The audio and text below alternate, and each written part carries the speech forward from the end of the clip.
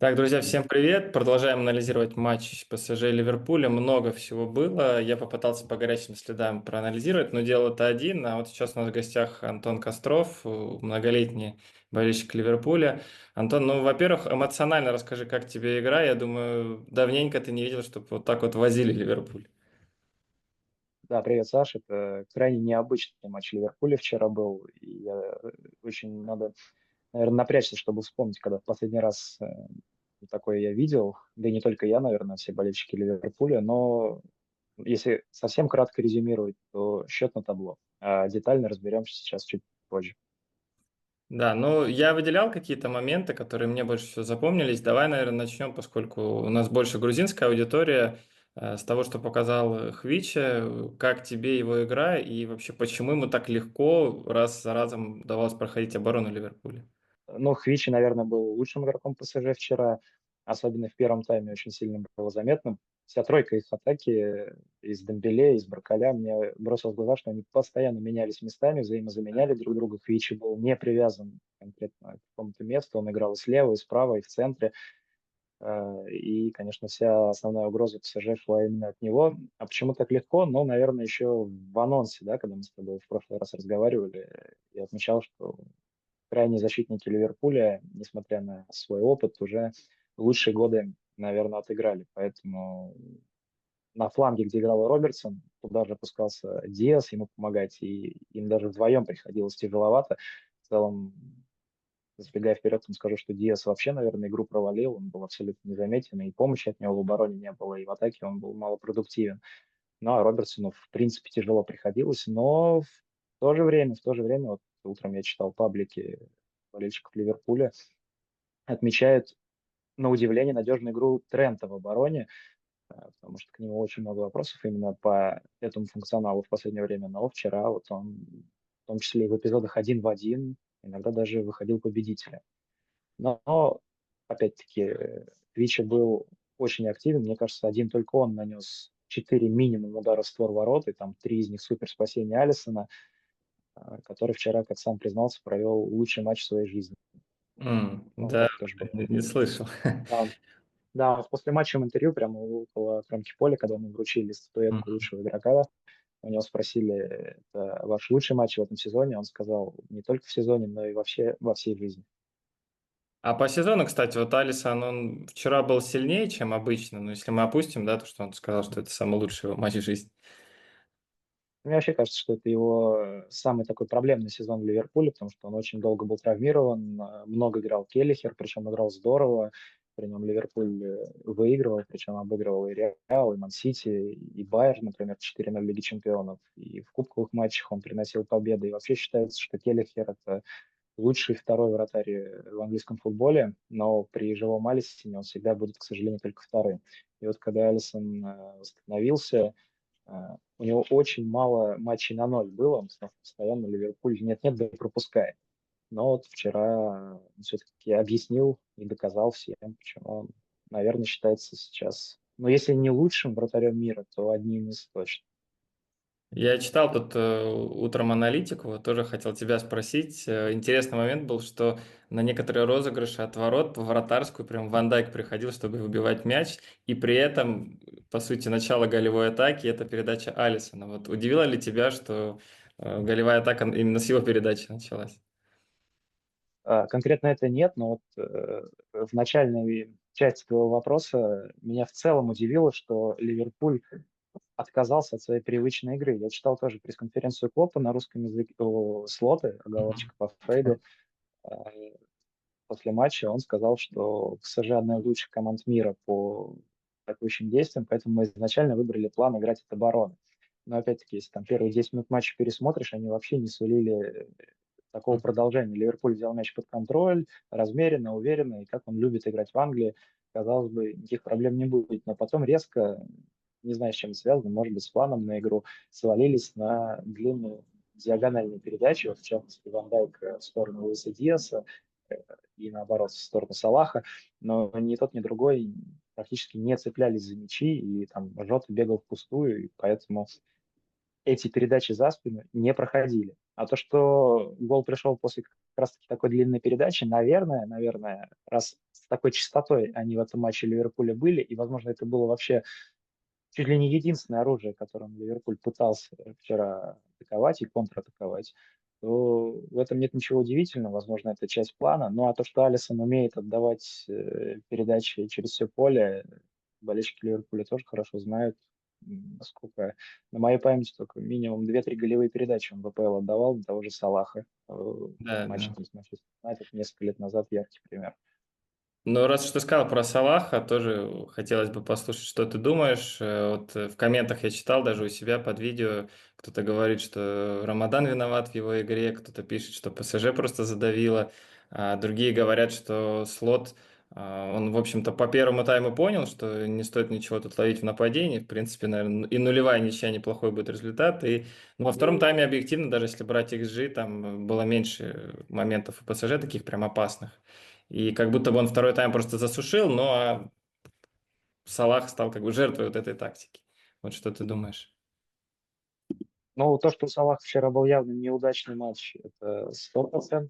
И в этом сезоне как-то мы немножко отвыкли от того, что у Салаха такие игры бывают. Уж слишком хорошо и стабильно он идет по дистанции сезона. Но в целом, если брать его карьеру в Ливерпуле, да, она напичкана голами, голевыми передачами, всевозможными рекордами, но все-таки такие игры у него не редкость были раньше, когда и в больших матчах, и иногда в играх с маленькими командами Салах бывает незаметен.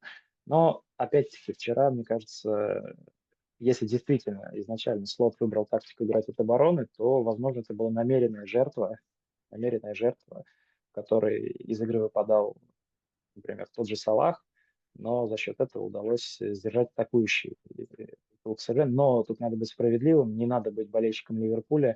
Я думаю, весь футбольный мир видел, что это, ну, как вот французская газета написала, ограбление по-английски. Объективно, ПСЖ заслужил вчера победу, и поражение, это, наверное, одно из самых обидных для них. Не то, что в сезоне, а вообще, наверное, в карьере для каждого их игрока. Но сейчас многие считают, что на Энфилде невозможно выиграть, вообще без шансов. Но я, если не ошибаюсь, Аталанта, да, выиграла на Энфилде не так давно. Да, 3-0, причем в Да, вот. четвертьфинале Лиги Европы. Нет, на Энфилде можно выиграть, там Ноттингем Форест не даст соврать, но там будет совершенно другая игра уже, Ну, давай вот перейдем к совершенно другая этому. атмосфера. Как ты считаешь, вообще, я вот рассуждал, как может эта игра сложиться, как будто бы, учитывая, что Ливерпуль первый матч выиграл, что можно особо вперед и не бежать. То есть можно забрать мяч, можно отдать мяч. ПСЖ понятно, что будет голодный и будет стараться как можно быстрее хотя бы один гол забить. Но как ты видишь развитие этого матча? Ох, сложно сейчас предугадать, потому что надо понимать, опять-таки, как и вот какой план сделать Слот на этот матч. Все-таки, несмотря на то, что там я болельщик Ливерпуля, я думаю, многие согласятся, что надо отталкиваться именно от Ливерпуля в этом матче. То, что ПСЖ уже нечего терять, они, возможно, в таком же стиле будут играть. Это, наверное, на поверхности. Вот как сыграет Ливерпуль, так же сядет в оборону и будет искать свободные зоны и уже, конечно, регулярнее, чаще атаковать.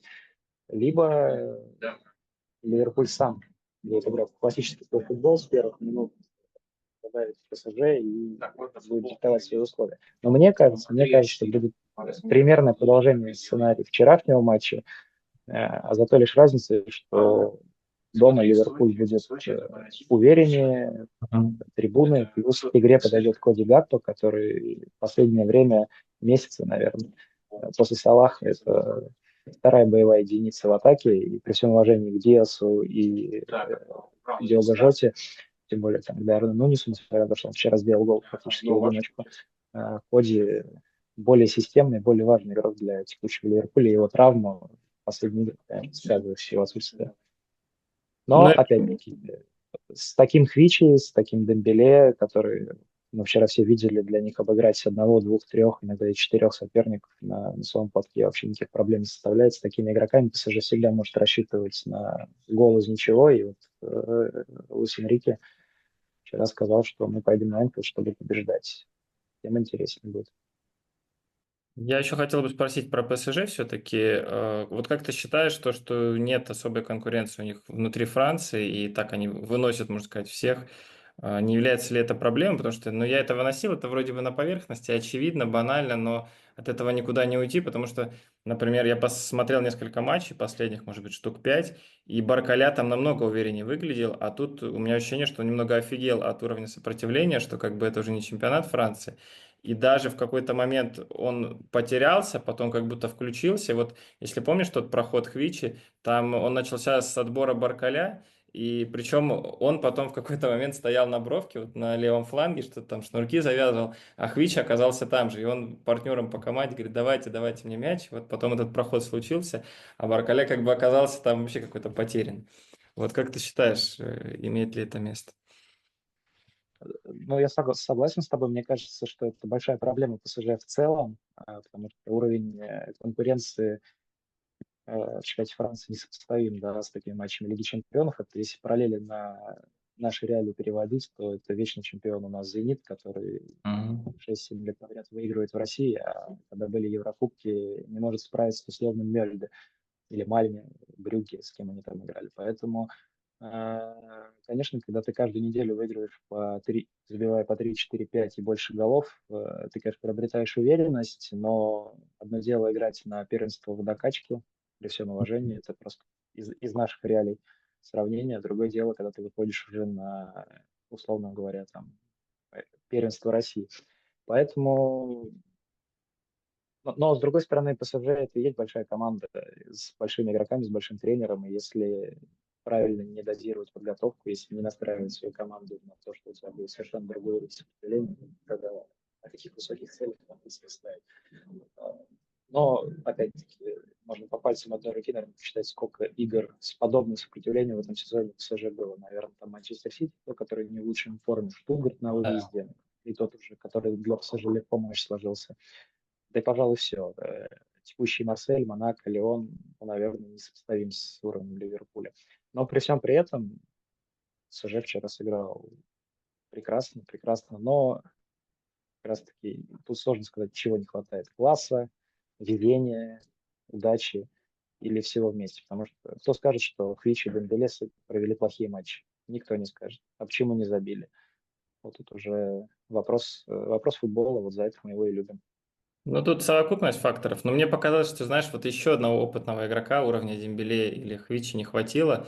То есть, если до этого была россыпь, там, я вот смотрел состав матча 2018 года, когда там и Ди Мария был, и Неймар, и такое ощущение, что даже какой-то передоз был этих звезд, то сейчас вот как будто не хватает, потому что Баркаля, ну, где он там играл? То есть, он из Леона пришел, он в Еврокубках Ну только. да, мне кажется, еще им не хватает ярко выраженного нападающего центрального, потому Да, что вся эта тройка, Баркаля, Дембеле, Хвич, ну, больше как, наверное, крайние, да, такие полузащитники, атакующие инсайды, завершителя такого да, нет. Поэтому там в разные годы, если вспоминать вот ПСЖ, там, Педро Паулет, Ибрагимович, да. Кавани, кого там только не было, такие наконечники. А сейчас у них такого игрока нет. Вот в концовке там вышел португалец Рамос, но наверное, это все-таки не Я уровень думаю, кстати, таких он может. блестящих стадий Лиги Я думаю, Чемпионов. что он может потянуть, просто он еще молодой, ну, относительно, да, и, может быть, он не получает так много практики. То есть он в Бенфике, в принципе, был ведущим, вот то, о чем ты говоришь, в принципе, он и был таким игроком. Но, возможно, Энрике сейчас этого не хочет, потому что, опять же, я за ПСЖ не следил, но что я читаю про Дембеле, что он развился в плане смены позиций, что если до этого он был там как нападающий, то сейчас вообще другой игрок. И, ну, ты сам вчера видел, в принципе. Да, его было сложно узнать, причем у него есть, не знаю, вчера там комментаторы об этом говорили, тоже в пабликах Ливерпуля писали, у него были свои счеты с Ливерпулем, потому что тот великий камбэк с Да. Барселоной, когда в 2018 году, есть мало кто помнит, уже в первом матче, когда Барса 3-0 выиграла, в 90, условно, третьей минуте они выходили втроем на одного вратаря с центра поля, и Дембеле не отдал передачу на условного Суареса, по-моему, и там можно было спокойно 4-0 делать, и уже, я думаю, никакого камбэка не было. А так в итоге осталось 3-0, и потом дома Ливерпуль выиграл 4. Вот, возможно, тоже у него в голове сидело отомстить. Но, видишь, снова не получилось. Ну, я найду эту картинку, интересно, если честно. Я слышал про это, но не видел. Надо пересмотреть. Ладно, спасибо тебе большое. Я думаю, что на этом закончим. И, конечно, с нетерпением ждем ответной игры. Всем спасибо за просмотр. Подписывайтесь на канал. Ну Спасибо. и ждем ответных матчей Лиги Чемпионов.